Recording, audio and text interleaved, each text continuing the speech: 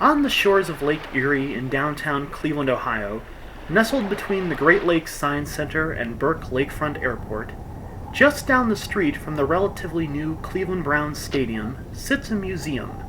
It is a museum honoring and celebrating perhaps one of the greatest art forms in history. That museum is the Rock and Roll Hall of Fame. For the last quarter century, the Rock Hall, as it's often known, has inducted artists on an annual basis that show how influential, diverse, and important this genre of music has become. But there has been one glaring omission, as a truly unique performer has been routinely ignored. A performer who has sustained a highly successful career for more than 3 decades. One who has successfully adapted to the times while keeping his own voice and sense about his work. That performer is Weird Al Yankovic. Hi, I'm Greg Method. I really wish you could hear this music right now. You see, this whole movie is the result of a campaign produced and organized by fans like me to get Al into the Rock Hall. Unfortunately, we're on a very low budget, so we can't afford the costly licensing rights to have the music actually appear in the movie. Talk about a tough sell then, huh? I'd like to talk to you about that music you're using.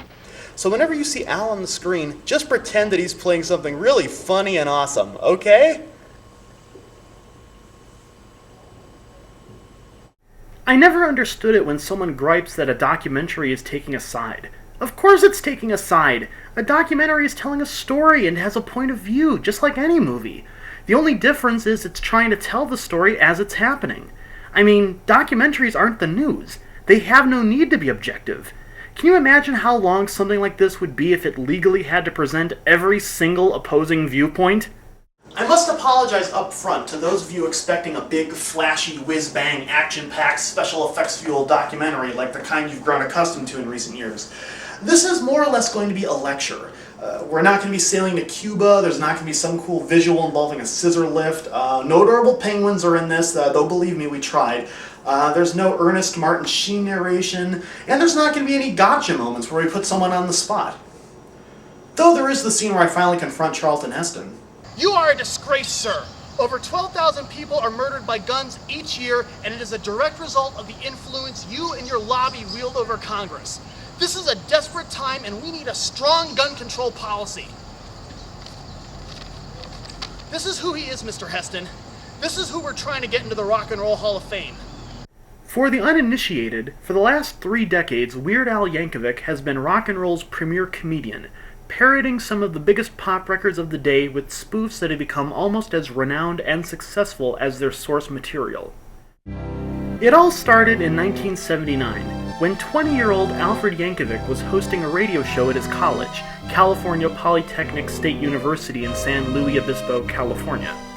The Knack had just scored a smash hit with their iconic love anthem, My Sharona, a song that Al was receiving requests left and right to play on the air. Feeling inspired, Al grabbed the instrument he had been playing since childhood, an accordion, and went across the hall into the radio station's men's room to record a wacky spoof of the song, focused not on lusting after teenagers, but rather gorging on processed meats.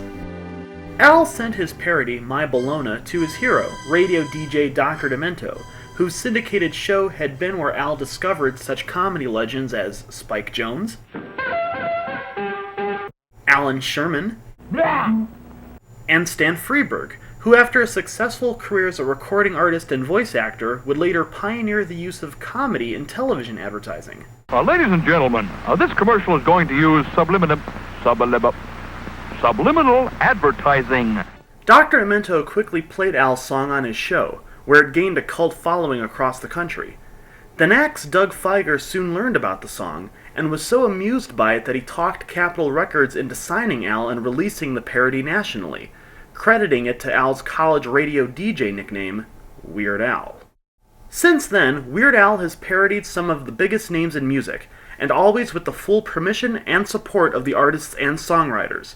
From the moody rock of Queen, to the hard R&B of Michael Jackson, to the sexy pop stylings of Madonna, to the angst-ridden grunge of Nirvana, to the somberly eclectic rock of U2, to the angry rap of Eminem, to the anarchy-inducing sounds of Green Day, with many other members of rock and roll's elite in between. Through a mix of imaginative music videos and almost universally intelligible wit and style of comedy, and a consistently high quality of music, helped in large part by the same talented backing band he's had since his first album, Al has enjoyed a successful recording career that has lasted as long as, if not longer than the supposed straight acts that he targets, with him currently on his third generation of fans. But don't just take my word for it.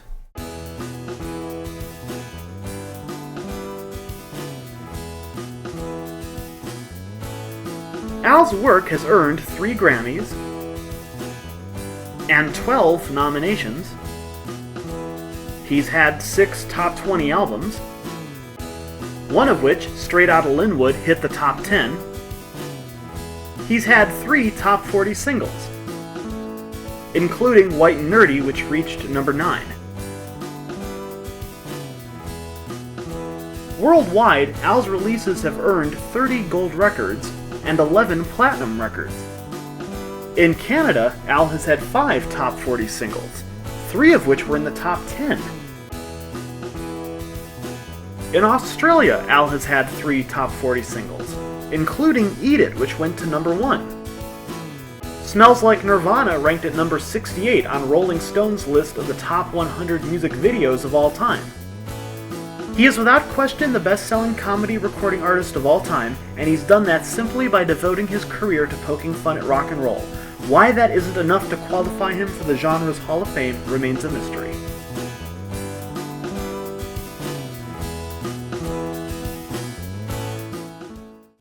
I was just a year old when Weird Al released his first single. I was born in Parma, Ohio, a rather European immigrant-flavored suburb directly south of Cleveland. It's probably best known nowadays as being the Parma in the song Moon Over Parma, as heard during early seasons of The Drew Carey Show. I can't say I was a huge music fan when I was a little wee one. I mean, I liked music, but there was never any one artist whom I became hooked on or needed to buy any of their recordings. Most of my exposure to current popular music when I was just becoming verbal was limited to whoever was guest starring on The Muppet Show that weekend. But all that changed in early 1986, when I practically became obsessed with the Monkees. Well, I'll be a monkey's uncle. I had only happened upon the group during that fateful weekend when MTV reran the entire series non-stop, sucking me right in along with every other member of the MTV generation that was discovering the Monkees for the first time. I was hooked. Will he be able to play the bass again? Yes. That's kind of weird. He never could before. My Monkey mania continued into the next year, when the guys were planning another summer tour, hoping to repeat the unprecedented record-breaking success they had in 1986. Of course I had to go. With the concert quickly approaching, I received a pleasant surprise when flipping through the entertainment section of the paper. Apparently, Weird Al was going to be opening for the Monkees. I was hardly a huge Al fan at the time, but due to MTV and Nickelodeon playing his videos, I was at least aware of him and liked him.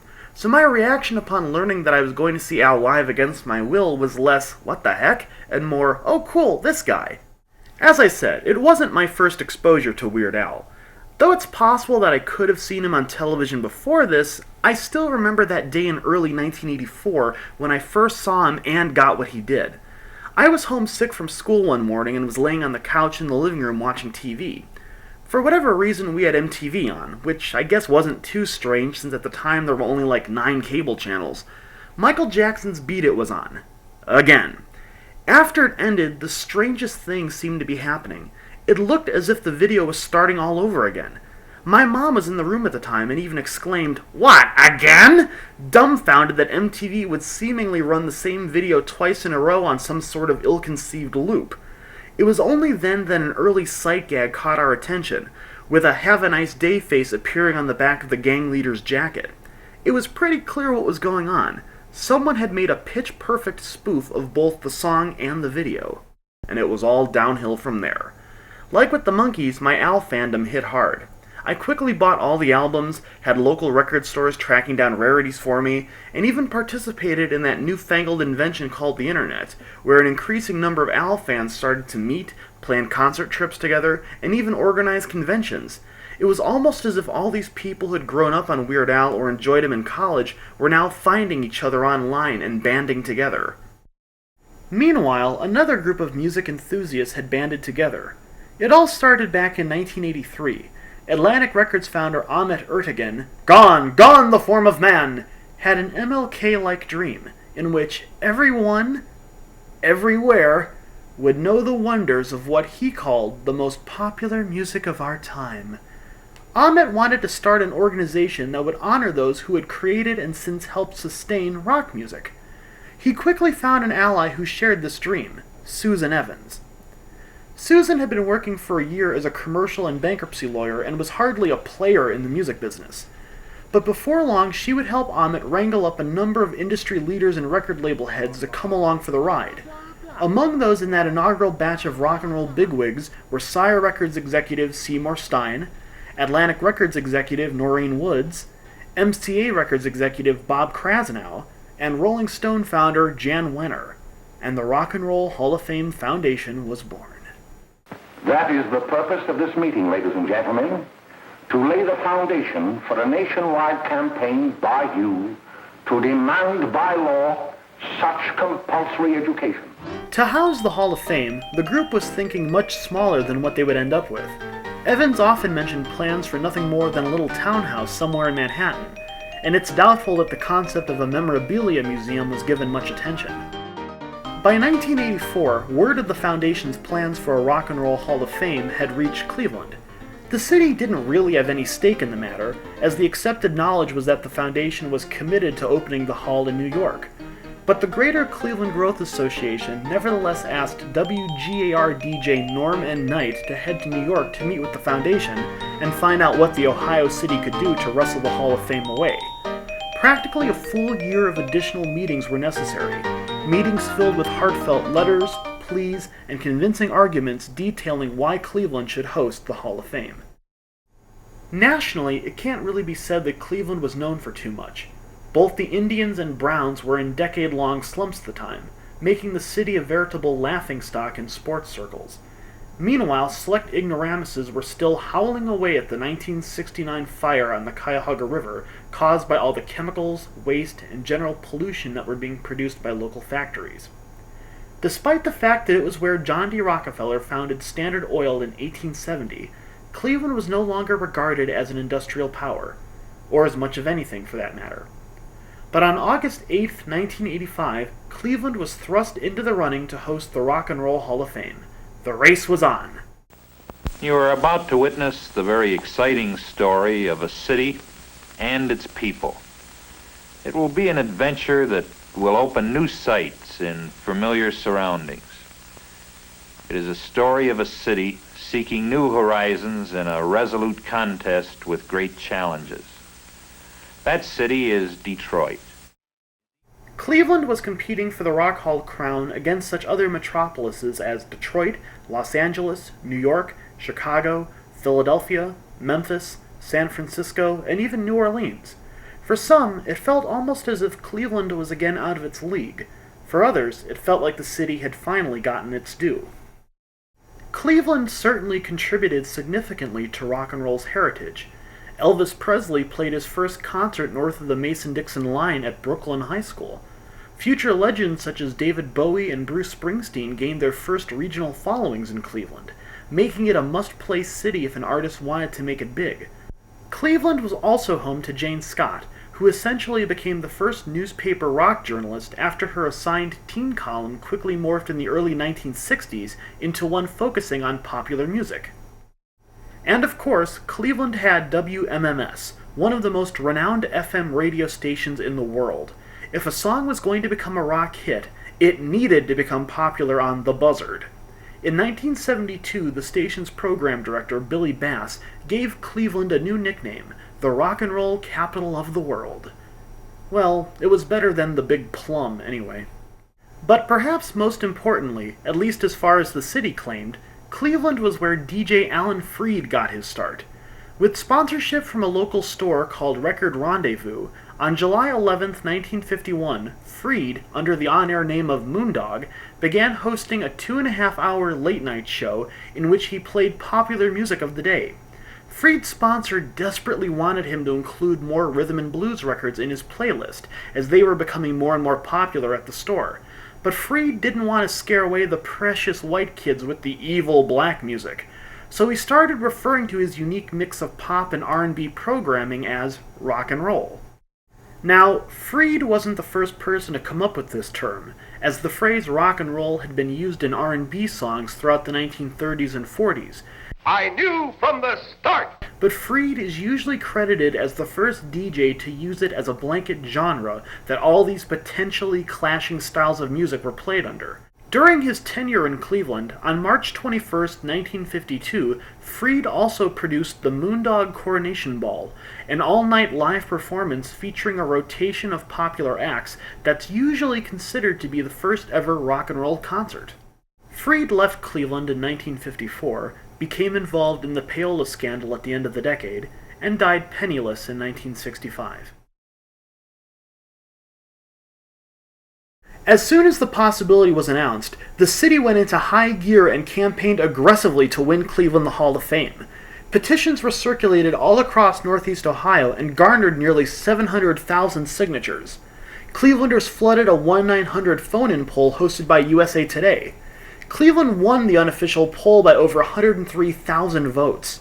Local recording artists had written rally cry songs about Cleveland's place in rock and roll, which radio stations like WMMS played practically on the spot. In fact, all local media banded together as 9 radio stations and 5 television stations scheduled an across-the-board simulcast playing of Bill Haley's classic Rock Around the Clock. Despite all these signs of rock solidarity, what most likely impressed the Hall of Fame Foundation the most was what always impresses everyone the most in a competitive commerce race: money. The Rock Hall project had an estimated price tag of $20 million on it. The city of Cleveland bid $26 million. $26 million that the city didn't have. The city would eventually spend $65 million in its quest to bring the Rock Hall to town. Where, oh just where, was the city going to come up with such funds? But more on that later. Whatever the reason was, on May 2, 1986, it was leaked that Cleveland would be home to the Rock and Roll Hall of Fame. Maybe it was because of Cleveland's supposed role in the genre. Maybe it was because the city planners simply spent a lot of money wining and dining the folks from New York. Or maybe it was because Cleveland just seemed like the kind of place the Rock Hall belonged. After all, Cleveland had already had a storied pop culture legacy. Cleveland was where Jerry Siegel and Joe Shuster created one of the most celebrated fictional characters in history, Superman. The city had become something of a hub for late-night horror movie hosts, with legendary television announcer Ernie Anderson creating his Ghoulardi character there, and with then-local CBS affiliate WJW being home to the nationally renowned Big Chuck and Little John. And of course, Cleveland was where exactly 21% of the holiday classic A Christmas Story had been filmed. Cleveland just seemed like a rock and roll kind of town. I'm not sure exactly when or where the idea first came about, but at some point I started thinking about Weird Al being inducted into the Rock and Roll Hall of Fame. Maybe it was because the Rock Hall was literally 10 minutes from my house. Maybe it was just something all Northeast Ohioans do, think about who belongs in their hometown museum. Maybe it was something music fans in general do. Maybe I was trying to think of honors that Al hadn't received yet. After all, Weird Al fans are seemingly always coming up with ways to honor their hero. It's the nerd in us. Or maybe, just maybe, it just seemed like a natural thing to expect to happen. After all, this was, as Dick Clark once called him, rock and roll's class clown, the court jester in rock music's royalty, the foremost song parodist of the MTV era. Inducting Weird Al into the Rock Hall seemed like such a no-brainer. Thankfully, I wasn't alone in feeling this was a due honor for Al, as some of my fellow fans online were thinking along the same path. But where does one begin? How does one get inducted? How does one even become eligible? The Rock and Roll Hall of Fame's website explained that artists become eligible for induction 25 years after the release of their first record. And that was about it. No, seriously, 25 years. That was the only official statistical criteria the museum itself had to offer. Oh, it goes on to ramble about superior musical excellence and influence on others and the like, but isn't that all really arbitrary? Aren't they really just saying, these are the acts that we personally like that have been around at least a quarter century? Other halls of fame around the country make their rules a little less vague. The National Baseball Hall of Fame stipulates that eligible candidates must have played in 10 Major League Championship races, showing that it's about tangible quality. The Pro Football Hall of Fame down in Canton, Ohio stresses that candidates must have strong enough credentials to be considered. So again, it's a matter of statistics. Look, it's naive to think that there's any real rhyme or reason to Hall of Fame choices. I mean, the very idea of a Hall of Fame for anything in of itself is a bit random in the grand scheme of things, but at least in most cases it boils down to calculated success, not just merely playing favorites. Despite popular belief, the museum in Cleveland does not decide who gets nominated for induction. That takes place back in New York at the Rock and Roll Hall of Fame Foundation offices, nestled snugly somewhere in the building that serves as headquarters to Rolling Stone magazine. The Rock Hall Foundation has no website or general email address, and it certainly does not open its nomination process to the public. So, what goes on there? You're ignorant. Once a year, approximately 30 so-called rock historians and journalists meet in New York for a day-long session of arguing and belittling. Each member of this nominating committee is allowed to suggest 3 artists for nomination, and then, like a jury, the entire group debates the merits of each artist until they unanimously agree or disagree to officially put them in the running.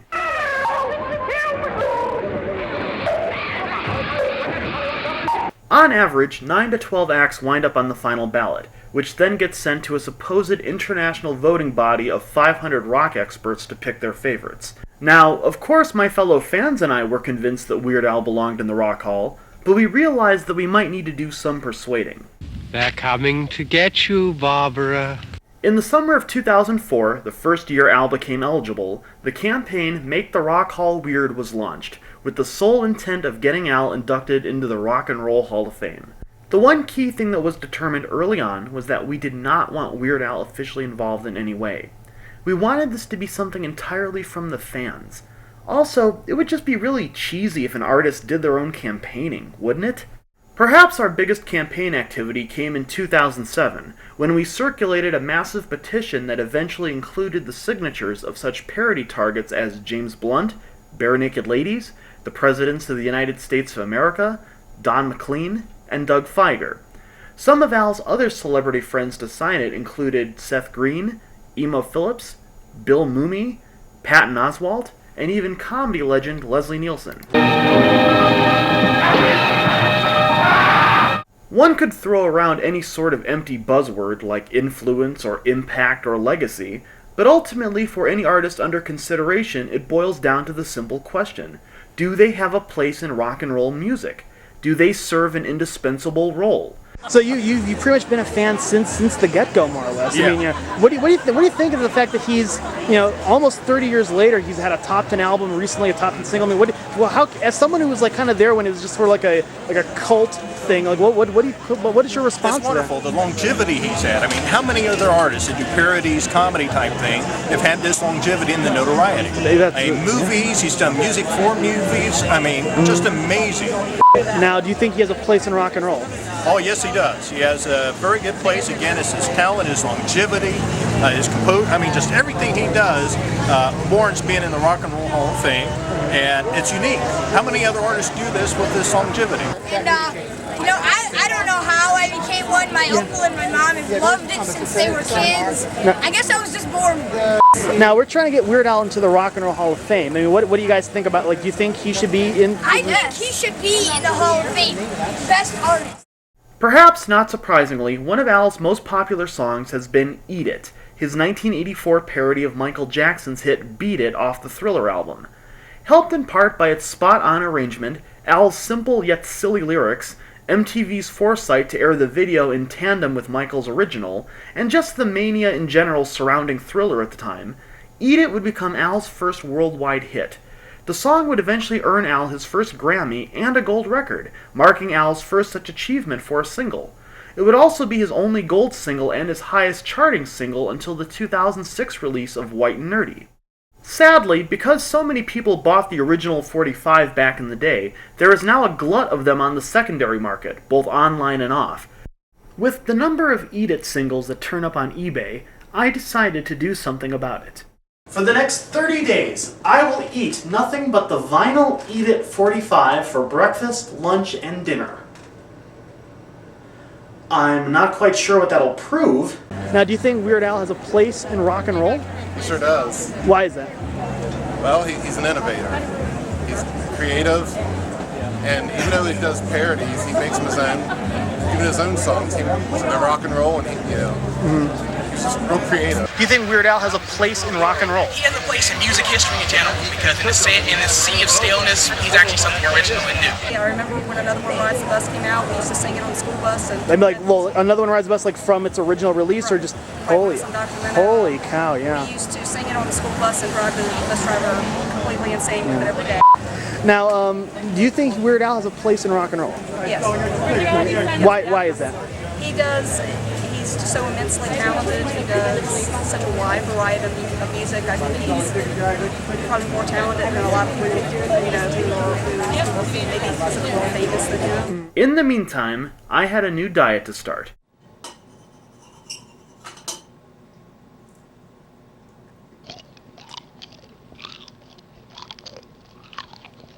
This isn't too bad. I think I'm gonna be sick.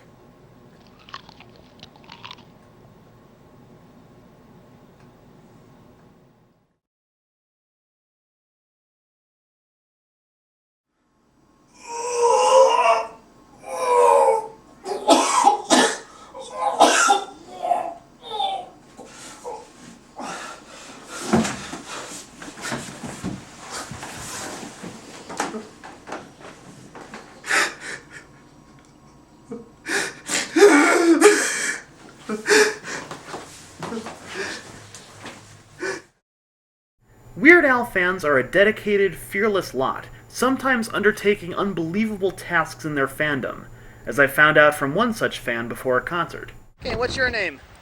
My name's Louise. Okay, and if I'm not mistaken, you come from quite some distance. We're in Columbus right now. You came, I believe, all the way from Cincinnati, right? No, I came all the way from Lymington in Hampshire in England. And you came all this way just to see Weird Al in concert? I did indeed, sir. May I ask why? Because he's really funny, and he's been going so long, and he makes people feel better about themselves, and he just makes the whole world a happier place. Now, how long have you been a Weird Al fan? Not very long, really, about 6 months. Really, just 6 months? Again, Louise left England for the first time in her life and traveled all the way to Columbus, Ohio, just to see Weird Al in concert. Let's hear the Rock Hall say they wouldn't want her pounds, or euros, or Krugerrands, or whatever they have there. They usually release some of his stuff in England, but I mean, is there a lot of like mainstream comedy music over there, like that's shown like on MTV or like on any of the? Not that I'm aware of, really. The English tend to take themselves a little bit too seriously. Above violence. Now, do you think Weird Al has a place in rock and roll? Oh, absolutely, 100%. Well, why is that? Well, he's a brilliant musician. He pulls all these different kinds of music together and makes them listenable for everybody. This is Nancy Lockery, who's been an Al fan since the days of his earliest recordings being played on Dr. Demento.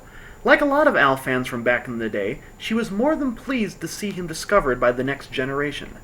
I was a fan and I followed him in the early 80s, and then as I married and had kids, I had a life, I sort of lost track. And then my children brought one of his CDs home when my oldest son was in 6th grade. It was Bad Hair Day. And I said, I know Weird Al. I remember him. I remember him, yes. And within a couple of weeks we had all the CDs and we were all hooked together. And is it pretty much now? Are you pretty much the diehard in the family now, or is it still like? Are you still fighting with the kids as far as who gets to listen to the new album first or all that, or is it just? My kids are big fans, but I think I've probably surpassed them in the diehard category. Does it matter that Weird Al can count among his fans people like Robert Plant, Elton John, Dweezil Zappa, Ben Folds, Paul McCartney? You know, those pesky intellectuals. Cool musicians that have more than enough street cred. Quiet, you. Paul particularly is such a fan of Al's that he readily agreed to film a cameo for the Al's Brain in 3D short film that Al produced for the 2009 Orange County Fair. Let's just pause a minute here. One of the Beatles made a cameo in a short film made for a county fair, just because Weird Al Yankovic produced it. If that doesn't speak volumes of the reputation that Al has in the music industry, among rock and roll royalty even, then I don't know what else will. It was clear that I needed to go somewhere where I felt welcomed. Well, it's 4 o'clock in the morning. I just woke up, and in a few minutes I have to leave here and head to the airport so I can board a plane to Houston and then a plane to Costa Mesa, California, so that I could attend the first ever Al Fest. And so I was off, flying to the West Coast for the first time in my life. This is my second full day in Southern California, and I had to think about what I wanted to do today. Shall I go to Disneyland? Should I go up to Hollywood to see the sights? But, you know, ultimately I decided that if I was going to be in a part of the world that I've never been to before, the best way to spend my time is to be in a hotel ballroom for the next 14 hours. Alfest was a day-long event celebrating Al's first 30 years as the most successful comedy recording artist in history, with contests, live performances, a charity auction, and other activities. A lot of Weird Al fans talking about, thinking about, contemplating the career of Weird Al Yankovic. Though it had been preceded by 3 Chicago-area Alcons around the turn of the century, Alfest 2009 was the first comedy music convention on the West Coast, allowing members of Al's longtime band to appear, such as Ruben Valtierra, Jim West, and John Bermuda Schwartz. It also hosted a 20th anniversary UHF panel with the movie's cast and director. Al, though, unfortunately couldn't attend, as he was on a month-long family vacation in Hawaii that had been scheduled months in advance. And I guess people have been tweeting him that he should be here, but I guess he's on a stand-in. Well, you know, it's doing good for now, I think. Well, he's slightly less wooden than Victoria Jackson, who just arrived. Go ahead. This community means about as much to me as a festering bowl of dog snot. What he said. Good luck. You're doing great. And where there's a convention, there's people dressing up. Oh, dear God. Did you just happen to look like Weird Al, or did you make yourself up for the convention? Well, you know, it's funny. I mean, other than just finding, you know, this has been in my closet for years, you know, and I wanted to kind of dress for the occasion. But I mean, this all just kind of happens because if I put sunglasses on and the top hat, then I look like Slash and everything. Well, you know, you'll have to save that for Guns Fest. Now, how long have you been a Weird Al fan, though? You know how when you were a toddler and you had your first memory of like being washed in the sink or something before that? Okay, so I remember being a kid crawling on the ground and I actually broke our 8-track player and having 2 little cassettes that were very, very similar. Michael Jackson's Bad on cassette and Weird Al's even worse. Oh. So those were 2 very things that I remember always, and I would listen to the funny one over and over again until I broke the tape.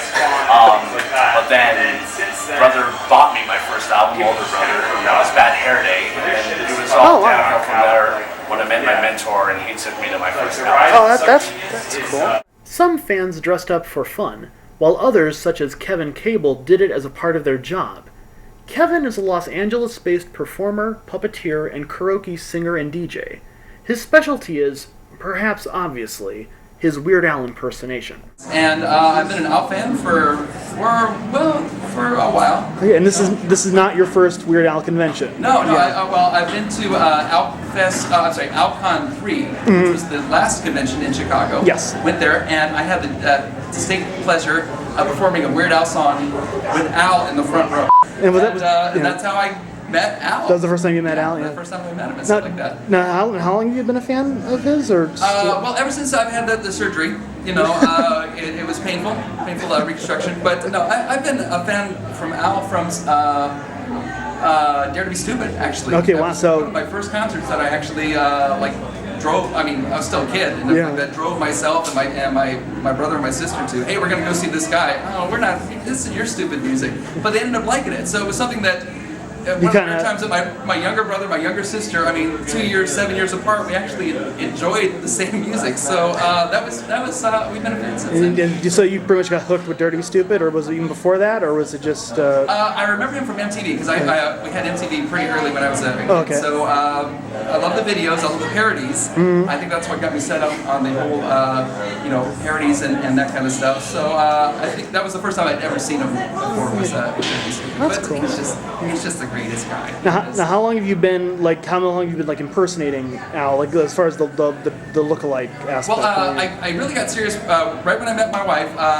She said, you know, we should do this. There's a talent show where you sing as a performer, right? And she said, you should do Weird Al. I said, I think I'll do a better David Bowie. She goes, your David Bowie sucks. No, you should do Al. And so I was on. I went to the audition process, did 2 auditions, and I was on a TV show called Your Big Break, and I performed a Weird Al song. I performed "Eat It," and of course there's choreography and costumes. I mean, it's like a big stage, it's a big deal. It was like American Idol before American Idol happened. And probably better, right? And so that was an honor. And then later I find out that the director of the show directed the Weird Al show. So I think that's when I started doing it. And he's just great. Great fun, families love him, kids love him, so he's just... Now, is it rough being a Weird Al impersonator? You know, Scott England won the first Alcon lookalike contest. He then went on to run for Illinois' House of Representatives, and the incumbent actually ran an attack ad targeting Scott's past as a Weird Al impersonator. It's time to cancel the Scott England show. You're not afraid of any sort of stigma? You're self-confident enough to do it then. Yeah, people like tonight they come up to me for autographs and I go, I signed it, Fake Al. I'm just known as Fake Al. What I would say is, Al, we had so much fun. I think you would have had fun too. I think you could have been like Johnny Depp, you know, at Comic-Con. Johnny Depp came in a full costume. Maybe this person could talk about it for a while, then out he comes. Yeah, that's right. So, Johnny Depp was incognito the whole time through Comic-Con. And I think Al could have been a fly on the wall and enjoyed it. I know we had a good time here. Yeah, well, that you know, as long as we have a good time about Weird Al, I guess that's all that matters. Yeah, so. That's just the kind of guy he is. I mean, you talk about him and it just puts a smile on people's face. Some fans, meanwhile, had other motives for attending Alfest. Hey, hi, I'm Dave. Hi, I'm Jackie. Okay, and if I'm not mistaken, this is a very special week for you, correct? This is a very special week because we got married and we came to Alfest for our honeymoon. Now, how long was this being planned? Coming to Alfest for the honeymoon? We planned our wedding around the honeymoon. Yeah. Now, I guess the big question would be why have this be the honeymoon? Why center the wedding plans around Alfest? Well, we centered the wedding plans and the honeymoon around Al because we met because of Al. Or how did that come about? We met Al. we met online on the Weird Al news group about 9 or 10 years ago. We started going to concerts together because we realized we were both kind of in the same area, and things just kind of progressed from there. Now, how long have each of you been Weird Al fans? Since 1983. Yeah, since 1984 with Eden. Yeah. Okay, and it was like just liked him right away, or did it like? Oh yeah, I turned on the radio and I heard some guy singing a Michael Jackson song. It wasn't Michael Jackson. And I said, "This is the best guy ever." That's cool. Now, do you guys think Weird Al has a place in rock and roll music in general? Absolutely. Why is that? Well, because I think rock and roll in general needs to have a sense of humor. And when it kind of loses that, I think it becomes a little less relevant, a little less important. You need to have some time where you don't take yourself very seriously. And I certainly think that Al is, the best person who does funny rock and roll music. It certainly seems that everybody who's important in rock and pop feels that he's relevant and important because they certainly enjoy what he does. Speaking of campaigns, it should be noted that Dave is among the fans who founded the Weird Al Star Fund, a drive to raise money to get Al another key entertainment honor, a star on the Hollywood Walk of Fame. Okay, we're talking to Tony Goldmark right now. Hello. He's one of the featured performers here at Alfest. Now, I mean, and you've pretty much followed the same formula that he followed to get out there. You started sending tapes to Dr. Demento. You self-released your own album. Now, I mean, speaking as someone who has a career in comedy music, I mean, how hard or easy is it for someone to follow that same formula nowadays and expect the same level? It's much harder because the music industry is so much different now. I mean, Weird Al, great as he is, he was lucky to come around at the exact time he did because he came, if not for MTV, I mean, comedy music, I think in and of itself, it kind of, I mean, nowadays especially, it's kind of the same problem that's happening with all musical genres, where it's all become about TV. You know, nothing's ever just a song anymore. Yeah. Or at least it can't be a hit and just be a song. It's got to have a video, and it's got to be in a movie, and it's got to have or be on TV. You know, the Lonely Island guys, who I see as kind of, I mean, Weird Al's not gone yet, but they're certainly, they're the only ones who really. I guess my advice is get on TV, because that seems to be the only way for comedy musicians to make it these days. You know, Flight of the Conchords, Lonely Island, even Weird Al had the MTV videos. Yeah. I mean, it was just get on TV. That's your thing. So, I mean, that's what you got to do. There are, you mentioned acts like Lonely Island and Flight of the Conchords, and those are acts that had some other means to get where they were. Like Lonely Island started on Saturday Night Live. Flight of the Conchords, right? They had a show first. HBO, I mean, so is that pretty much the formula someone wants to do to pursue comedy music? I would have to say yes at this point. They need to have a following already. I think the last. I mean, I would have to go all the way back to Alan Sherman to find a very successful comedy musician whose success wasn't due almost entirely to television. Comedy artists can no longer even rely on Dr. Demento for national exposure. In 2007, Demento started cracking down on his affiliates, forbidding them from streaming his show as a part of their free online feeds, claiming problems with music royalties. In actuality, the good doctor wanted to open up his own online store in order to charge listeners for online streaming. Stations across the country were livid over the demands and dropped the show left and right, with one affiliate posting right on their website that they refused to let a syndicated program dictate how they do business, also adding that by alienating stations and listeners, that Dr. Demento was in fact preventing the next Weird Al from gaining national attention. During the show's peak in the 1980s and early 90s, the Dr. Demento show claimed to have anywhere between 60 to over 100 affiliates across the country. By 2010, that number decreased to just 6 stations. Dr. Demento soon took his show off broadcast radio and made it an online podcast, for a charge. I mean, there's also many more avenues now to get stuff out there. It's almost becoming too segmented. The big example, Dr. Demento is not as widely distributed as he is anymore.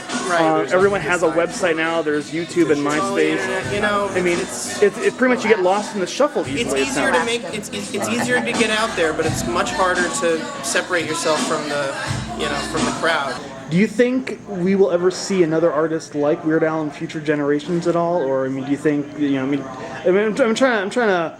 I think it would be much, much harder now because music's gotten a lot more splintered, especially, in the 1980s when you turned on the radio, you could hear the Talking Heads and Bruce Springsteen and the Rolling Stones all on the same radio station.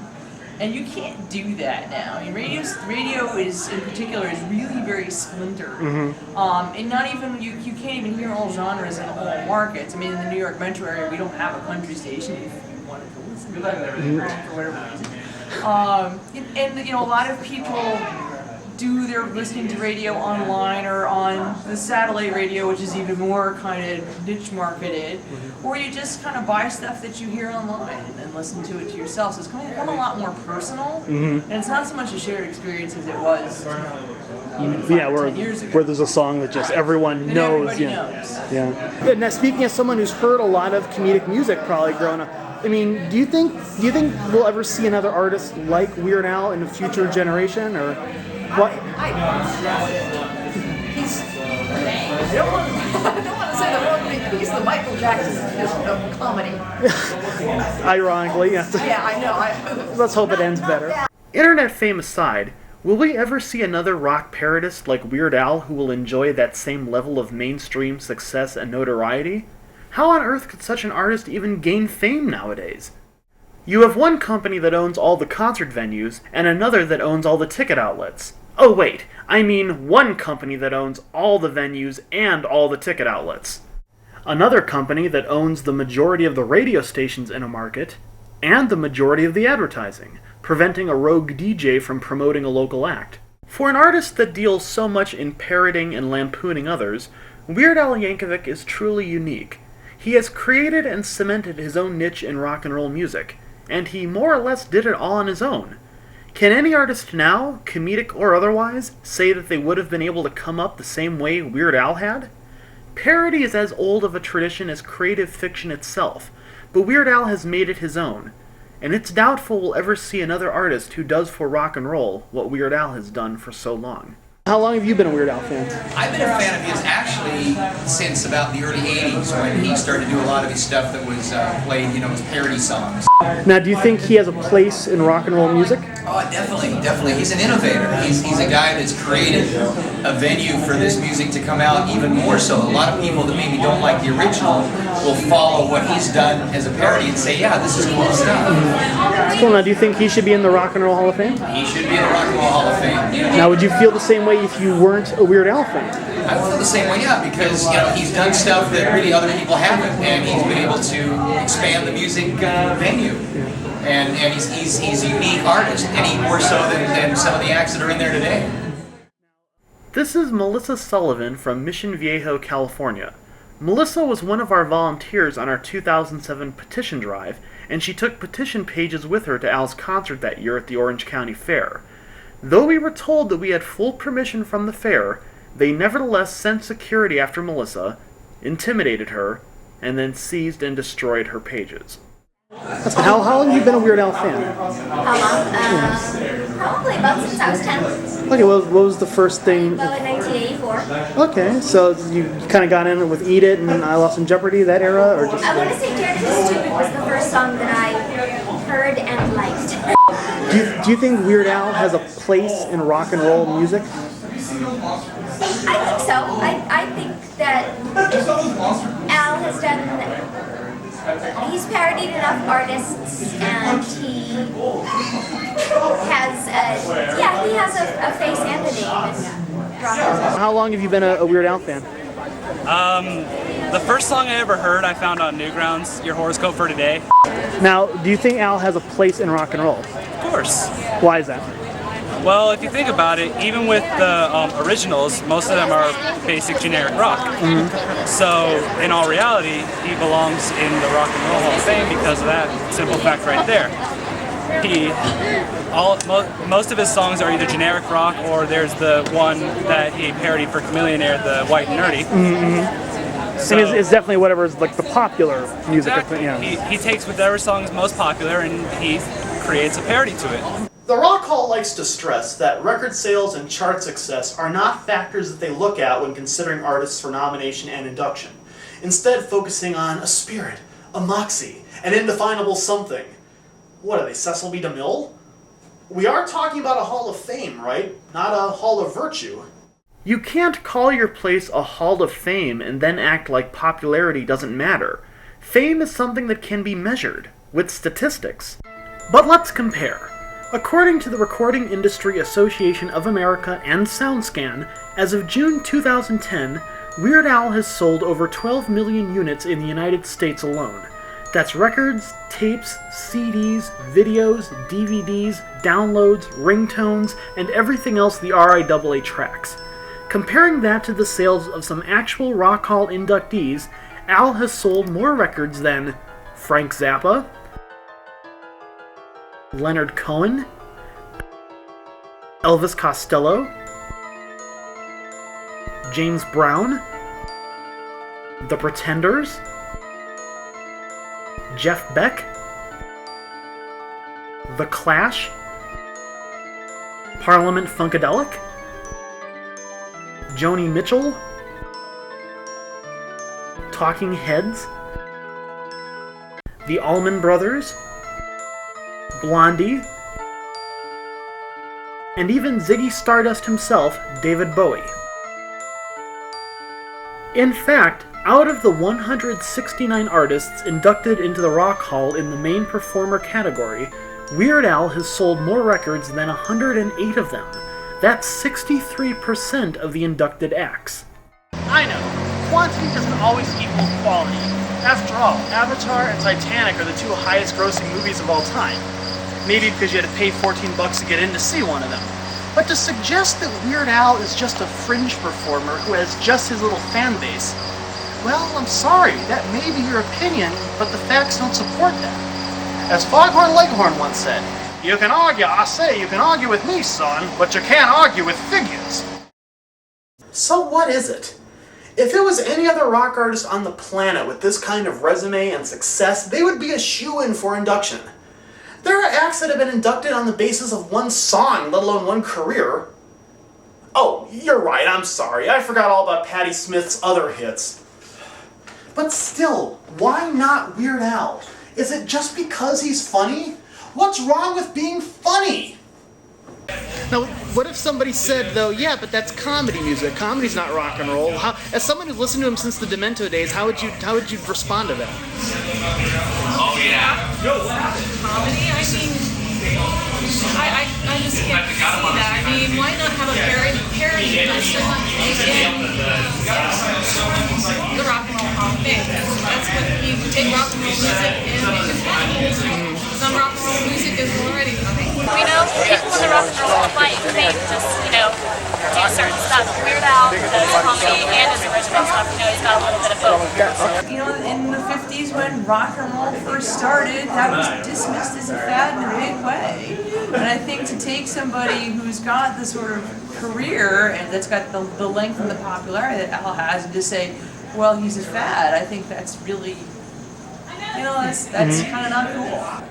I think once you realize the incredible musicianship that he has, and first of all, I mean, I sing karaoke, right? His range is amazing. He's just an incredible performer. He gives it his all. Yes, he certainly believes should be in the Rock and Roll, the Rocky Road. The Rocky Hall of Road. Fame, I believe. Well said. Thank you. That's quite a hard one to answer. Yes, he does comedy music, but it's real music. It's proper music. It's put together by some of the best musicians in the world, some of the most underappreciated musicians in the world. Touche. Really, really need some recognition. They're not just a joke band. They're a real hard rocking band, and they're awesome. It doesn't matter if it's funny or not, if it's good music. Well, what does it matter if it's comedy? I mean, And the later it gets, other songs. we need them now. I mean, like Meatloaf song. I mean, why not let Weird Al in? Because he's not serious. I mean, why be so serious? I mean, That sounds like the Joker. Why so serious? Yeah, now what if someone told you, but he just does comedy music. He doesn't do quote-unquote rock and roll. What would be your response to that? I disagree with him because even though he does do parodies, they are rock and roll. Yeah, he's still songwriting, and songwriting is what makes the music, in my opinion. Just because it's funny doesn't mean it's not rock and roll. I would say that the ultimate form of rock and roll is to fly in the face of what people expect and defy those expectations.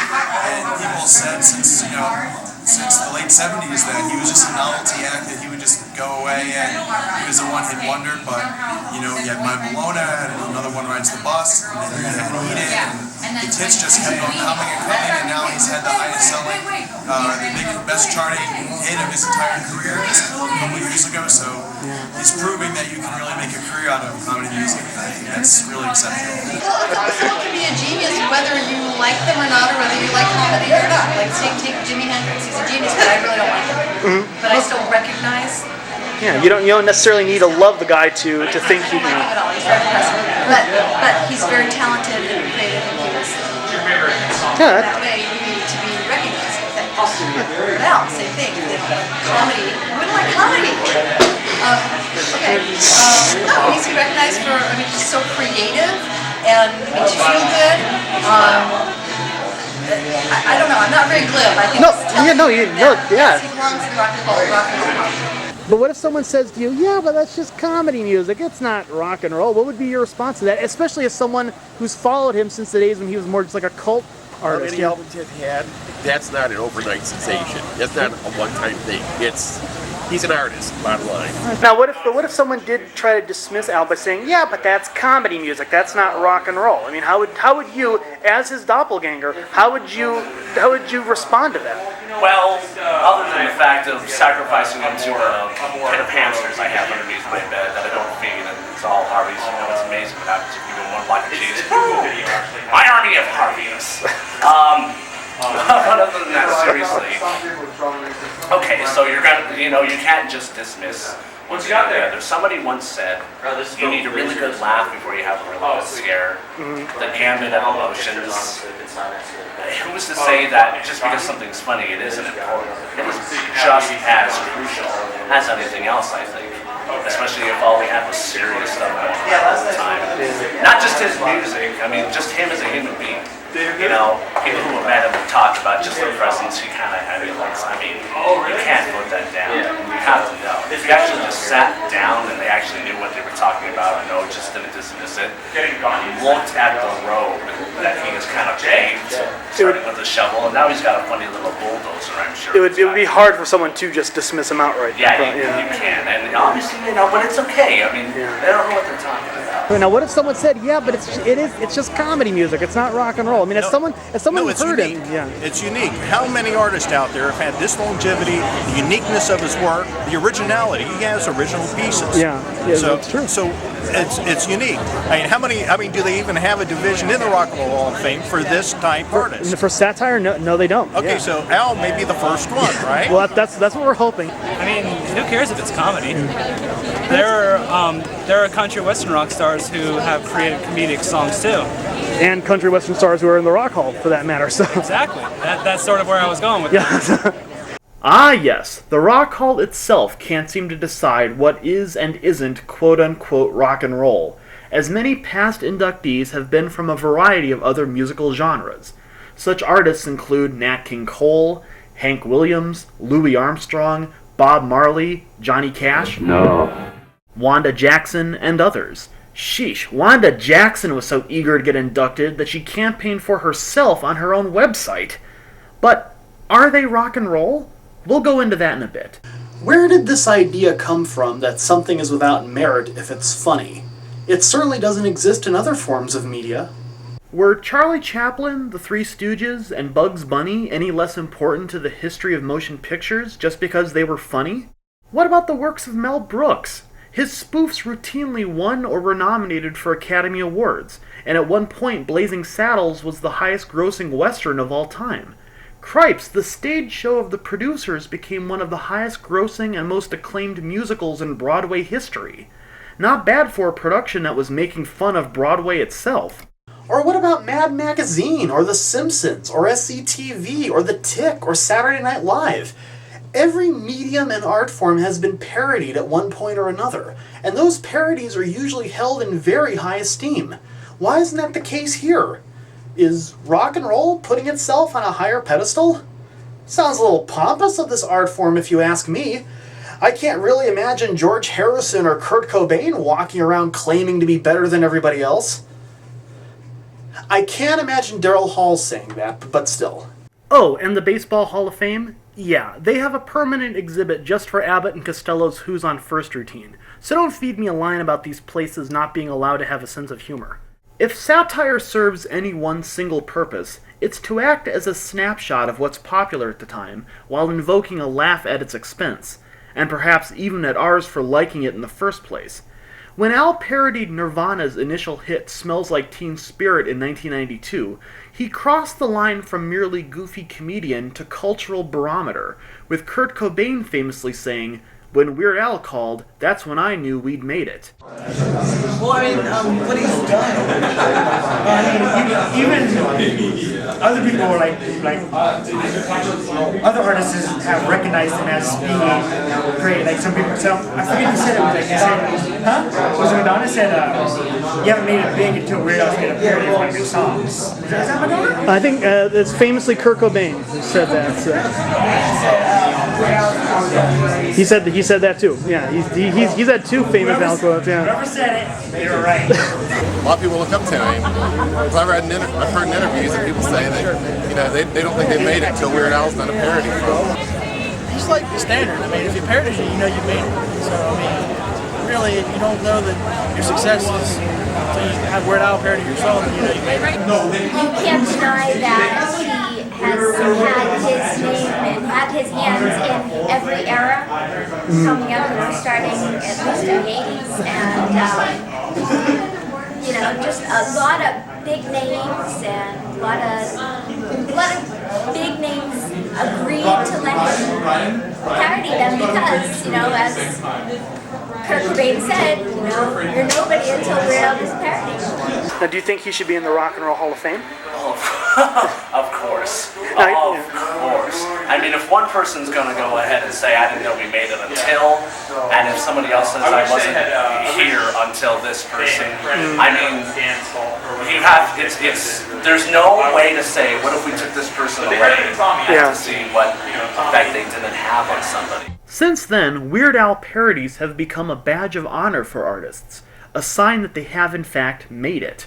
Kurt's original sentiment has since been echoed by such acts as Bare Naked Ladies, Taylor Hicks, James Blunt, and Chamillionaire. In fact, Chamillionaire even credited Al's White and Nerdy with helping the rapper win a Grammy for his song Ridin'.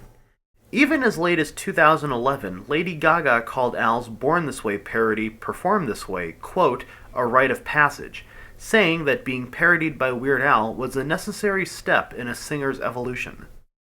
People often like to criticize Al with, he just sings other people's songs. Well, first of all, that's not true at all, as 50% of his recorded catalog is made up of entirely original pieces written from scratch. Such popular examples include Dare to Be Stupid, One More Minute, You Don't Love Me Anymore, The Night Santa Went Crazy, Don't Download This Song, and others. Like, a lot of people know him for his parodies of stuff, but he actually does a lot of original work. And most of his original work is like my favorite songs that he does. I like The Night Santa Went Crazy. Two of my personal favorites are Virus Alert and Everything You Know Is Wrong. Genius in France, Pancreas, and Skipper Dan. My favorite one's Melanie, off the Melanie? Even Worse album. My favorite is One More Minute. I think that he tends to do a better job with the originals, just because there's some more creativity. It's not stuck to a specific formula. So, you know, I appreciate the originals more. There's more craft that goes into it. I'm hoping to hear Don't Download This Song. Yeah, I like Don't Download This Song, and I like Virus Alert. But still, this notion that covers are somehow lesser recordings, you would have to really be ignorant about popular music to believe that. I mean, about half of the songs on the Beatles' first couple of albums were covers, unless you really think they wrote Roll Over Beethoven or Twist and Shout. Speaking of which, George Harrison didn't write Got My Mind Set on You. That was a 1960s gospel song. Cripes, out of the 12 tracks on the Rolling Stones' first album, only one was written by Mick and Keith. Even the King himself never wrote a single note of music in his life. So let's drop the pretense that there's some mysterious inherent virtue in not singing other people's songs. Rock and roll was built on covers. Wanting to discredit someone for recording a cover version of a song makes about as much sense as wanting to discredit them for recording a funny song. Rock and roll has always welcomed comedy, with artists such as the Beach Boys and Elvis making fun of their own tunes. Or chew on this. Though he is unquestionably one of the pioneers of popular music, and though he would inspire and revolutionize guitar playing for generations, Chuck Berry would have only one #1 hit single, in 1972, with the novelty song My Ding-a-Ling. So, comedy's good enough for Chuck Berry, but it's not good enough for the Rock and Roll Hall of Fame? How long have you been a fan? Since his Dr. Demento days. Okay, now as someone who's been a fan since the very inception, what do you think of the fact that he has a top 10 album now, a top 10 single, like the fact that he's had a career this long that's been this successful? It doesn't surprise me. He's talented, he's good. That's cool. Now, do you think he has a place in rock and roll? Heck yeah. Why is that?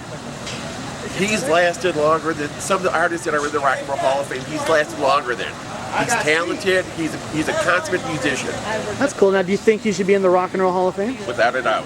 Yeah, things looking better than ever before. My last album was the first one to be a top 10 album. White Nerdy was my first top 10 single. So, it's validating to know that after all this time, I'm finally peaking. Where a lot of my contemporaries have kind of gone into the Where Are They Now folder.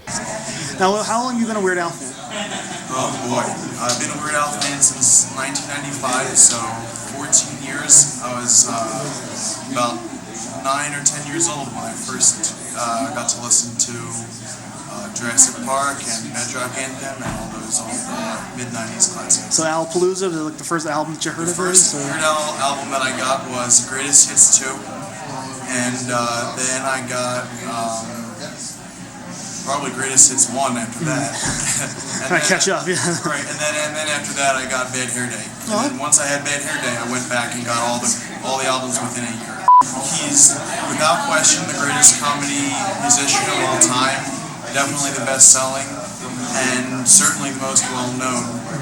And he's shown that he can have a very lucrative career as a novelty artist or a comedic artist. And so he's inspired many to do, demented music of their own, as some would say. Yeah. And you definitely think he should be in the Rock Hall? Yeah, I mean, from my understanding of the Rock and Roll Hall of Fame qualifications, the artist is supposed to be having made a mark on rock history, and I certainly think that's the case with Weird Al. I mean, he's changed comedy music forever, and certainly added a lot to the cultural lexicon of what rock music is and how it's interpreted by the media and how it's interpreted by pop culture. So I definitely think he's made a very significant mark on rock music, and therefore he should be inducted. I had had enough of Al being ignored. He deserved better. I needed to confront the Rock Hall once and for all.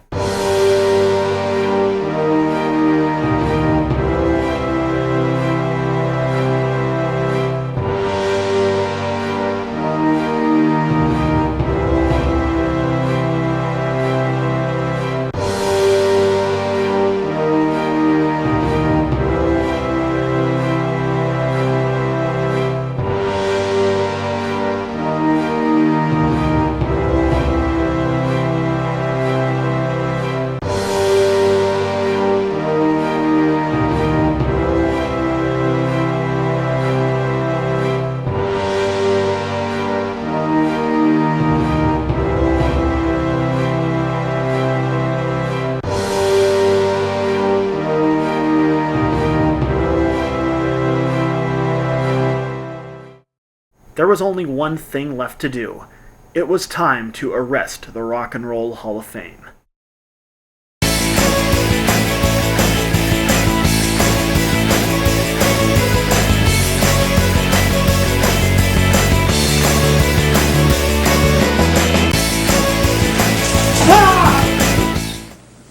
The advantages which all of us here enjoy today in this area are the result of the combined efforts of a great many men and women who have worked together through the years to make Northeast Ohio the fine place it is in which to live, work, and raise a family.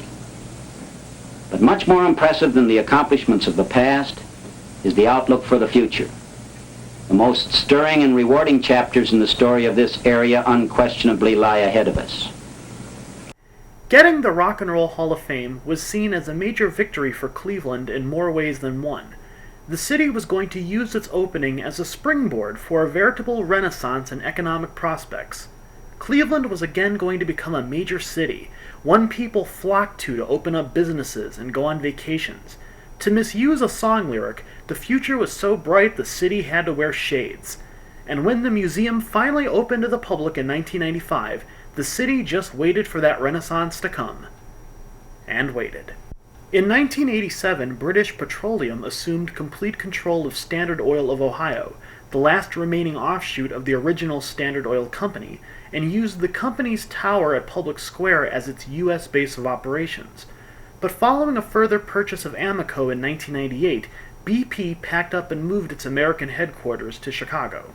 Stationary giant OfficeMax, which was founded in Cleveland in 1988, abandoned its headquarters in suburban Shaker Heights and moved to Illinois following a 2003 buyout. Aerospace innovator LTV Steel, which had made Cleveland its base of operations since 1993, filed for bankruptcy protection in 2000, laying off over 3,000 Clevelanders in the process. The land is now home to a Walmart supercenter. Cleveland's economy in general was in a freefall. By the time Mayor Jane Campbell took office in 2001, the city was already suffering a $60 million budget deficit.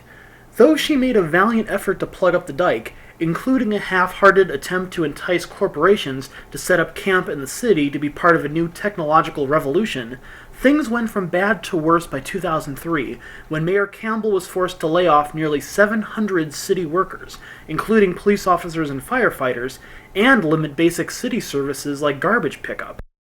Meanwhile, the city stalled on a 20-year-old plan to build a brand new convention center, an ambitious dream that began back during the Voinovich administration. In fact, it had been on the back burner for 4 different mayors, and it even outlasted Mayor Campbell's term.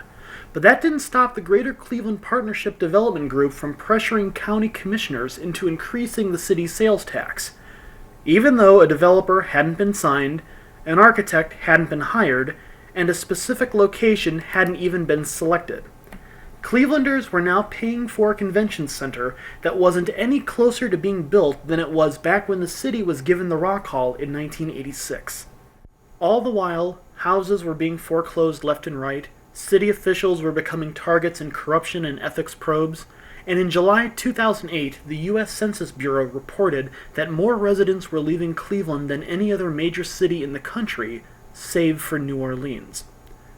Ironically, the one sector where Cleveland was booming was in the healthcare industry, as local institutions such as Metro Health and the Cleveland Clinic became economic powerhouses by acquiring independent hospitals and healthcare centers throughout the region.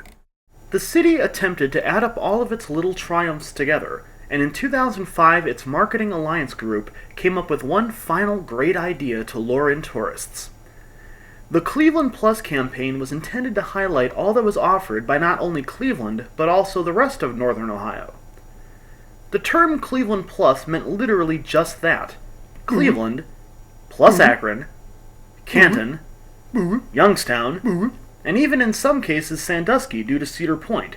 But why stop there? Why not also include Ashtabula, and Bowling Green, and Toledo, and southern Michigan? Can you imagine if other cities did that just to get tourism dollars? New York Plus, we're more than just Manhattan. Los Angeles Plus, the Southland has risen again. And of course, Paris le Plus.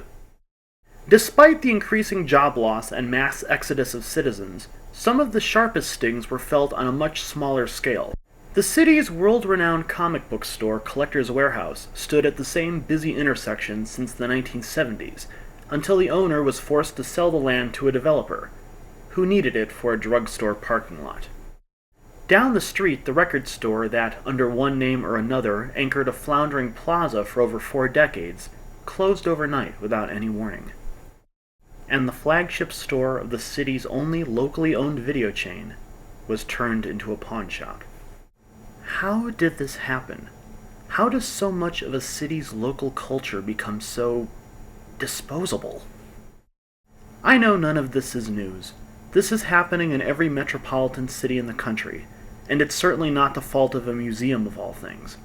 The department stores are giving way to Walmarts, the video rental stores turn into Blockbusters, if they're lucky, and whatever space is left over becomes a check-cashing place or a Subway. Everything that gives a city its flavor is dumbed down, closes up, and fades away. Not to wax too philosophic about it, but maybe that's why we want people or things that we like enshrined or honored in museums and halls of fame. We want some sort of validation, something to confirm that this odd little thing that we admired made a difference or impact in a world where everything else becomes so homogenized. We're on this planet for such a short amount of time, and it would be nice to know if this thing that gave us so much enjoyment would be remembered, maybe even discovered by future generations. We need a Weird Al in a world that's quickly becoming Britney Spears.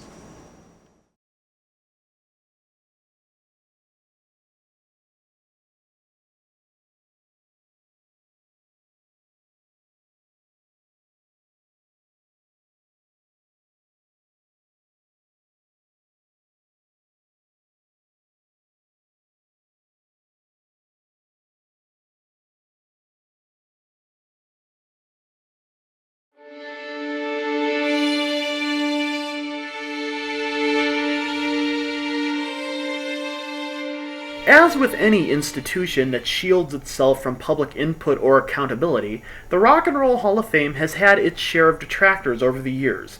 Some people have slammed it for its supposed only casual interest in music education, while others have questioned the integrity of a museum that's so beholden to a major publication. But perhaps not surprisingly, most of the criticisms have centered around the induction process, and, more specifically, who has and hasn't been let in over the years, with allegations thrown around of ballot tampering, and the generality that Jan Wenner has final veto power over who gets inducted. I'm not sure the master would approve. But this dissent has extended far beyond those who have been snubbed. Even those to be inducted want to give the Rock Hall a piece of their mind.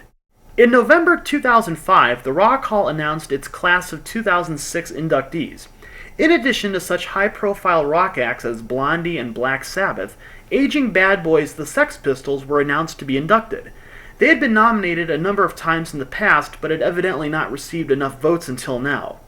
Oh, what a final ceremony jam it would be, with Ozzy and Deborah Harry and Johnny Rotten all on stage.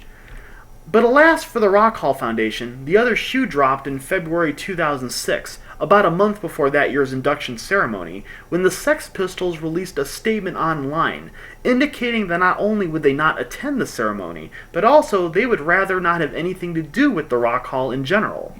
Next to the Sex Pistols, rock and roll in that Hall of Fame is a piss stain. Your museum. Urine in wine. We're not coming. We're not your monkey, and so what? Fame at $25,000 if we paid for a table, or $15,000 to squeak up in the gallery, goes to a non-profit organization selling us a load of old famous. Congratulations! If you voted for us, hope you noted your reasons. You're anonymous as judges, but you're still music industry people. We're not coming. You're not paying attention. Outside the shit stem is a real Sex Pistol. In 2000, a similar salvo was fired from Courtney Love after a number of nominees she had been hoping for were voted down in favor of such acts as Michael Jackson, Aerosmith, and Paul Simon. How dare you fools not put Leonard Skinner, Patti Smith, or AC/DC in your Hall of Fame? Damn you to the darkest belly of the underworld. Stop. Any of my stuff you stole, I want back immediately. Stop. This includes any of mine or Kurt's clothes, guitars, or debris that you scavenged for. Stop.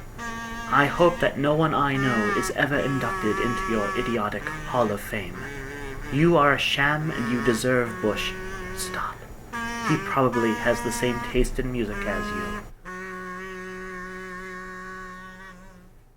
A Rock Hall spokesman just laughed off Courtney's letter the same way they laugh off any criticism from an actual recording artist. Oh, that's just rock and roll for you. More or less the same response they gave the Sex Pistols statement.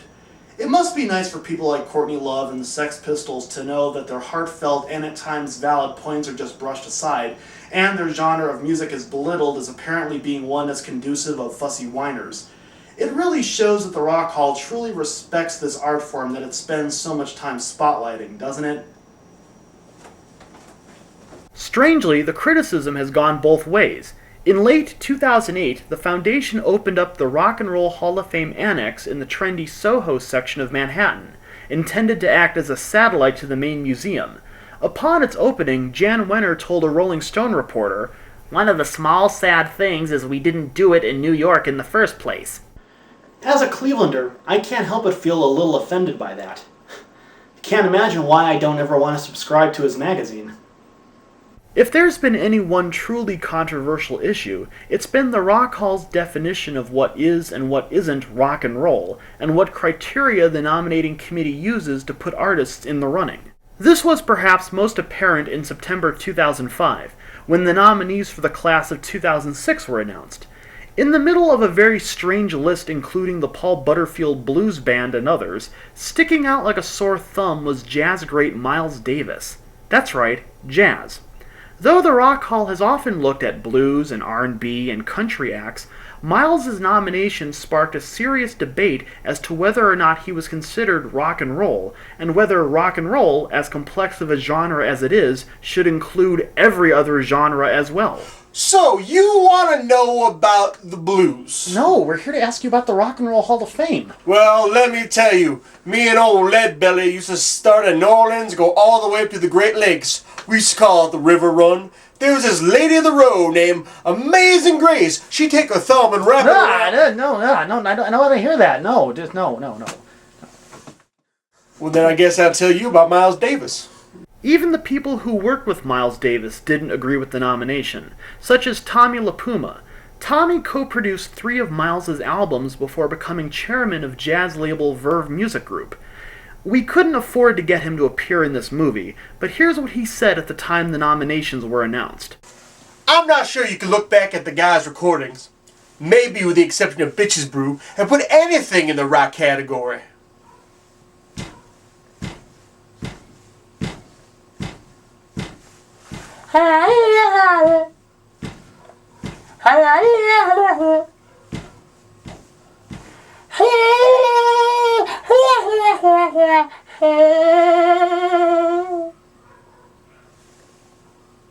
In recent years, that same question has come up again and again with the induction of such acts as Grandmaster Flash, Run DMC, and even Madonna.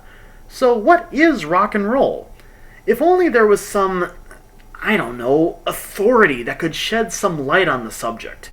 Rock and roll is a river of music, which has absorbed many streams. Rhythm and blues, jazz, ragtime, cowboy songs, country songs, folk songs, all have contributed greatly to the big beat. Regardless if you agree with that or not, the can of worms is already open. The Rock Hall is essentially considering everything, from country to blues to jazz to rap. But if all of these other genres of music are counted, then so must be comedic rock. You can't have it both ways. You can't say that this one, and this one are rock and roll, but this one is not. Especially one that wouldn't exist if not for the main genre of music we're talking about. If you're honestly going to use this wide of a net, then you have to look at all the fish you catch. That sounded better on paper. Honest. If you were being honest with me and honest with yourself, I'm afraid you'd tell me an entirely different story. And it should be noted that of the original founders of the Rock and Roll Hall of Fame Foundation, 3 out of the 6 have since been inducted into their own Hall of Fame. Is it rude to suggest that maybe they should have taken themselves out of the running? Doesn't that stink a bit too much of self-congratulating? I mean, if Johnny Carson had hypothetically started a talk show host Hall of Fame, wouldn't it have seemed pretty tacky if he had inducted himself while he was still alive? Is that what rock and roll become about? Patting yourself on the back? It's not wrong to reject an honor. But why should they listen to us? I mean, it's not like we're paying their salaries, right? As said earlier, Cleveland won the Rock Hall by simply offering the most money. The city bid $26 million to build it, $6 million more than the project's original price tag. Cleveland didn't exactly have deep pockets. In fact, it was still recovering from a blistering local recession that had forced the city to default on over $15 million in bank loans in 1978. So where, oh where, was all that money going to come from? For it is your taxes, my taxes, our taxes.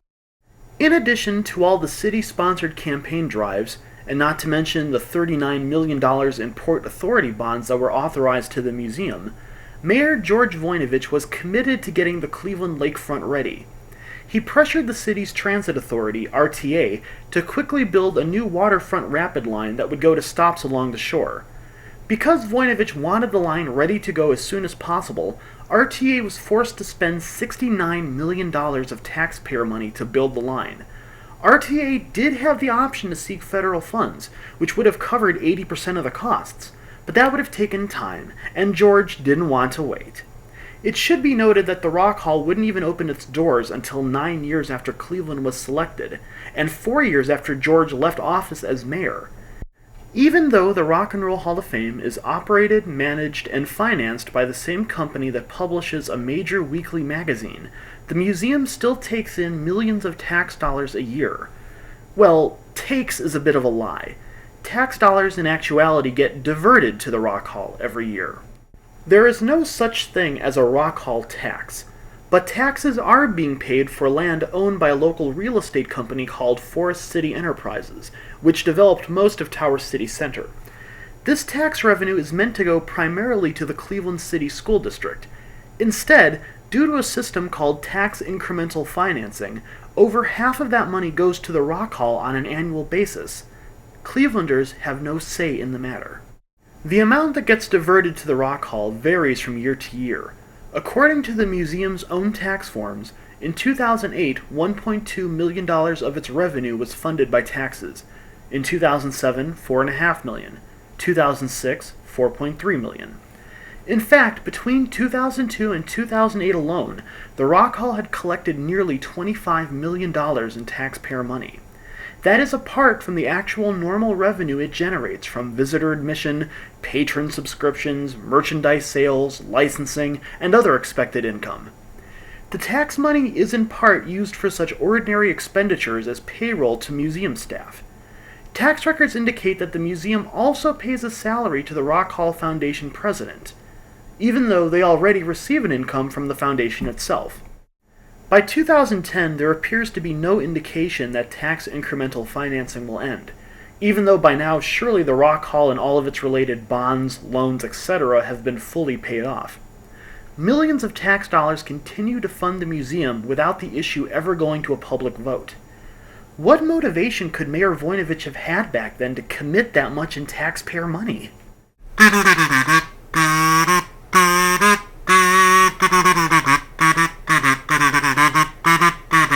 Based in part on the success he had delivering the Rock Hall to Cleveland, George wanted to do more for Ohio, or perhaps himself, and set his sights on the U.S. Senate.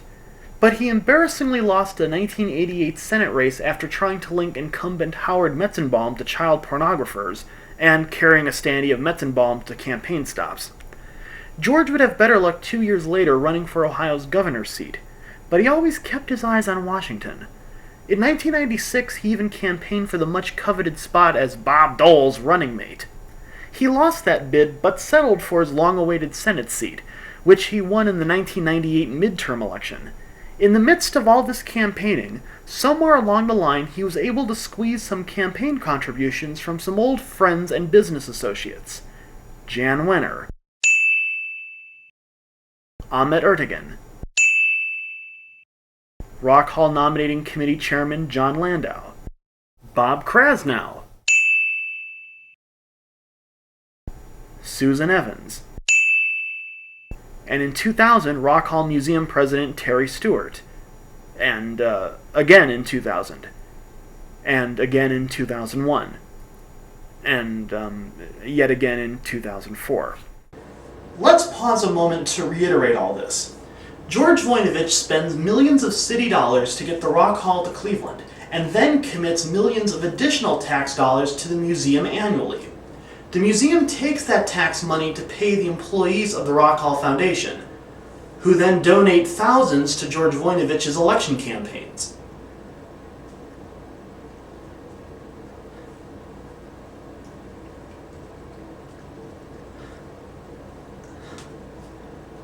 There's a word on the tip of my tongue.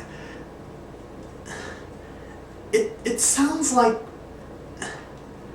Ah, to heck with it. I'll think of it later. I gotta go do my laundry. Remember Voinovich's convention center that is yet to be built? Since January 2008, Clevelanders have paid over $95 million for it in sales tax, with nothing to show for it. Yet nobody dares to speak up. Taxpayers continue to pay between $3 to $5 million a year to a museum whose co-founder says it was a mistake to build in Cleveland, yet nobody cries foul. But one overrated basketball player loses yet another championship title for the city, and the entire state stops what it's doing to hang on to him. Where do we get our priorities from? This is typical Cleveland, putting all of its eggs in one basket, believing there is one magic bullet out there that will save the city.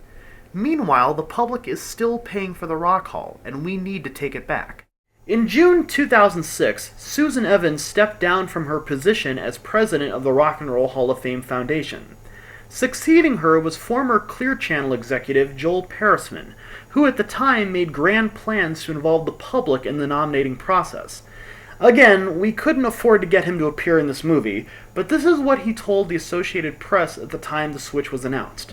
I think it would be interesting to have the fans participate somehow. Well, that invitation has yet to be conveyed.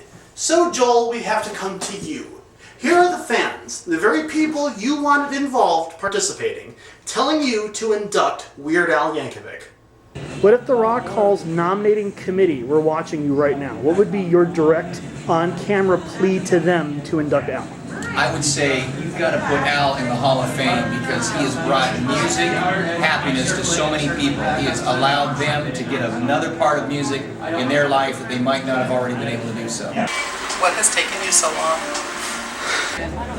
Put Al in the Hall of Fame. He deserves to be there. Should have been there a long time ago. That's certainly true. Put him in the Rock and Roll Hall of Fame. Pretty much putting Weird Al in Rock and Roll Hall of Fame. Otherwise, I'm going to make up a team and we're going to march around until it happens. Make a strike. Well, you know, the Kiss Army tried that and it didn't work. So. Well, we're going to make it work. I would say he should be considered the Rock and Roll Hall of Fame. He's worked all these many years in the music industry. If you've seen his in the making shows, he is a perfectionist and deserves to be. I think that they would be silly to ignore him. I mean, I don't see why there's a reason why not to. I mean, he's done so much and he's made so many people happy. Why not? Please put Al in Weird Al in the Rock and Roll Hall of Fame. He deserves to be there. He has a huge fan base and extremely talented, and I can't think of anybody else more deserving. You know, just you look at the work that he's put into it and how many people are affected by his music, and it's, you know, it's no brainer. Well, it would be that Weird Al is unique in his field. Again, 30 years, the longevity's there. You know, the top 10, his albums and everything. It's unique, so you got to let him in the Rock and Roll Hall of Fame. I think, given some of the other artists that have gotten into the Rock and Roll Hall of Fame, it seems like silly that Weird Al is not part of it. Well, I think that Al should be in the Rock and Roll Hall of Fame. I think that if you sit back and kind of look at the history of rock music, from when things way started out really early on and very primitive, and look at kind of what things have developed into today, to kind of dismiss somebody who has been more than just a flash in the pan, just because what he plays isn't necessarily what you think of as something very traditional rock, is really disingenuous. Well, nominating committee, you've inducted a lot of acts over the years. A lot of the big ones have already made it in, one of the most classic artists. And I think that Al deserves his place in there just as much as any of the others. And he's made such a significant impact on rock music, let alone comedy music. And I really think he deserves to be in there with the best of them. Well, Rock and Roll Hall of Fame. It's been an interesting thing. You haven't been around forever. You got one of the hardest jobs that I think anyone has to take on. You came around one year and decided, let's start making a Hall of Fame. I think you recently put Metallica in, and I think it was even James Hetfield who said, and I won't go on the list of people that he named that weren't in there yet, but again, it's time to really, look. When you have us out here and we're kind of talking directly to you, and it's not just because we like somebody, it's not just because we own all the albums, it doesn't even have to be like maybe that they went platinum or something, but really look at the web. Look at the web of how everyone is connected, and look at the web of how everyone's been affected by particular individuals. And look at the body of work that a particular person has done. And maybe it does take you a while, but I think you should really take a look at Al. Perhaps the final word came in September 2009, when Rolling Stone ran an online readers poll asking, gasp, the public who they wanted to see inducted. Al buried the competition, earning more votes than Rush, the Moody Blues, Alice Cooper, Beastie Boys, Deep Purple, and others. The public had spoken, and they wanted Weird Al. So in the end, what more can be said? We're talking about an artist who's more than qualified for induction. One who's earned the respect, notoriety, and accolades of his peers, his idols, the industry, and the general public. His fellow artists want him inducted. The artists he's parodied want him inducted. The people want him inducted. What more can be said to convince you? What do we have to do? Grovel? All right, fine, we can grovel! I just want to point out that you're on your knees in front of a fake standee of Al, so just be careful how this is going to look. So, Well, we're facing this way. That's true. Please! I would probably just kind of get down on my knees and say, you've got to recognize his genius and that he belongs there. Just please get him in because he's totally awesome. He definitely deserves it. I'm going to say I am down on my knees begging you that Al should be in the Rock and Roll Hall of Fame. And I just want to point out this is not the first person who has been on their knees today begging for Al and Al's behalf. It was creepy when we had the Al standee and someone went on their knees, so I just wanted to... Seriously, and ex-Emily, there isn't much more to say. Weird Al Yankovic should be inducted, and it's all up to you, Rock and Roll Hall of Fame nominating committee. You can choose to nominate and induct the most successful parodist in rock and roll history and show the world that you do truly recognize rock and roll to be a multifaceted art form.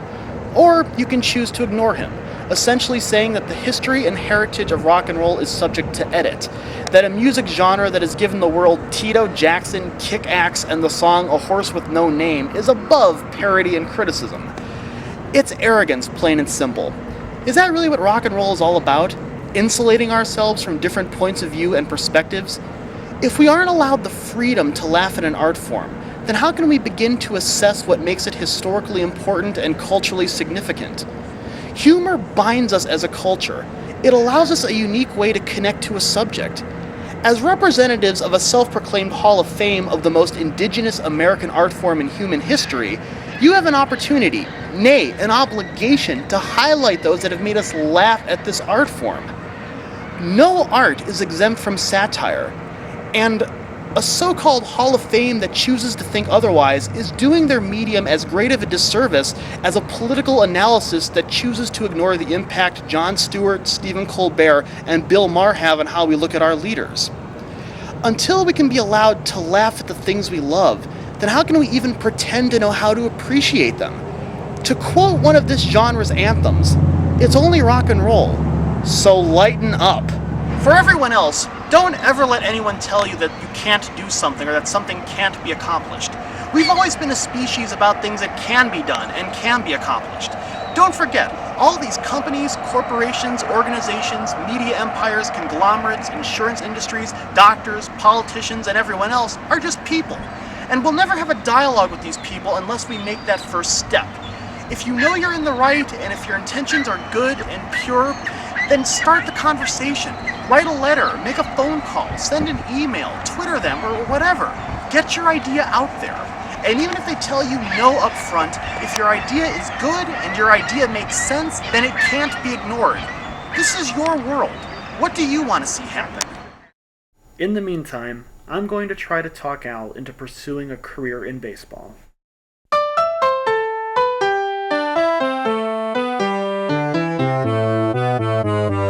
Now finally, what if Weird Al was watching this right now? What would you say to him? I love you, Weird Al, and I've been a fan of you since I was little, and I can't wait to see you again. I'm just so glad to be with you, Al, and I'm so glad you wore the shirt that I made for you, and you look great in it. What shirt did you make for him? It's a chili pepper shirt. Oh, okay, cool. Yeah, I'm so excited to see more. I'd say get going, Weird Al. Hey, your music's wonderful. Love listening to you. Love watching your videos. Keep it up. If Al himself was watching this right now, I would say thanks a lot for all the years of hilarity, lunacy, and great entertainment you provided, and I really appreciate it a lot. And I guess I'll see you in the next one. I love you, Weird Al! Weird Al, you rock, okay? And rock out loud! You're an important part of pop culture, and you're also just funny. Al, I love you. Thank you for all the enjoyment you give me over the years. You've helped me through some tough times, and I'll always be a fan. What if Al himself, real Al, not fake wooden Al, what if real Al was watching this right now? What would you say to the real Al? Well, real Al, you've probably heard plenty of, fans over the years and the screaming people, and I think I saw a video somewhere of a girl licking the window of your limo, and you have to find it out with your little brother. But I hope you never really get tired or get desensitized to somebody newly beyond saying to you what an absolute genius of a person you are. What a fabulous job you've done, not just making songs, but really touching the hearts of generations and generations and generations. For being a milestone in pop culture, in any sort of culture, for kind of making your mark on history. And then people probably don't realize it yet, but you've made quite the impression. I mean, where would we be without you? Especially you, evidently. So. I would say that he was really good and funny. I'd say, Al, thank you so much for all the wonderful memories that you've brought to me and all the incredible talent you continue to show me every time you put out a record. Well, first off, Al, you've been a big influence to me. I grew up listening to the same stuff you did. Keep on going. Now, finally, what if Al was watching this right now? What would you want to say directly to him? Hi!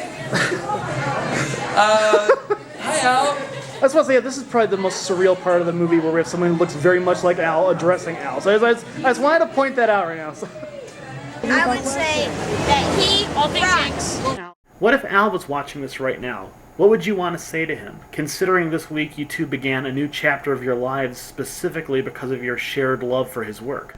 What would you want to say to him? Hi, Al. Hi, Al. Thanks. Thanks. Final question, what if Al himself was watching this right now? What would you say to him? Hi, Al. That's it? No. I would say that I'm a huge fan. I don't know what I would say.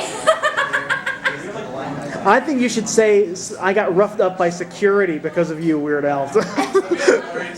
I was being intimidated against my will at a county fair of all places because of you. This is true. This is true. I would say that the people at the Orange County Fair were less than cooperative when it came to a petition to get you into the Rock and Roll Hall of Fame. However,